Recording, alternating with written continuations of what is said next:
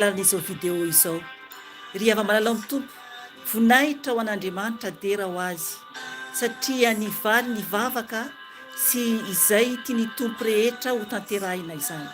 Ry havana amin'izao ora sy fotoana izao dia aty an-tanindrazana ao aty Madagasikara efa eto Antananarivo ao amin'ny izao ora sy fotoana izao. Zany hoe efa tonga aho zany ato amin'ny tobomasiny Jesosy tompo zany eto Antananarivo Anjomakely Ivato. Rehefa malala amin'ny tompo noho izany dia ny fotoanantsika en direct izany ny asabotsy na koa zany ny lakamisy alina fotoam-bavaka zany dia tsy misy aloha fa ho hita eo zany ny amin'ny fandaminan'ny tompo fa afaka zany isika manaraka an'izay programa omeny tompo antsika eto ihany.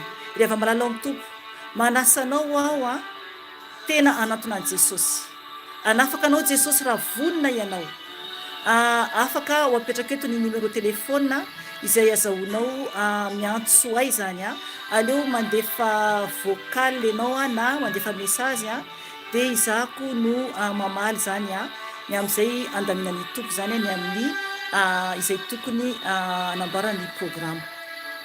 Ry havana oka ianao anambara amin'izay olona fantatrao raha ny ampitan-dranomasina ianao dia oka ianao anambara amin'ny havanao ety Antananarivo na ny amin'ny Lakôty io dia afaka ianareo manamboatra ny programa anareo raha tena vonona ho afana ianareo, ho afahan'ny tompo izany satria izy no mpanafaka. Rehefa malala amin'ny tompo mahereza mandrakariva tompoko fa tiantsika Jesosy ary koa efa niantsoantsika Jesosy hatramin'izay ka afaka ao andray anareo zany rehefa ohatra ka alamin'ny tompo ny programa eto Antananarivo izany amin'ny toby fa apetrakantsika amin'ny Jesosy ny programa rehetra.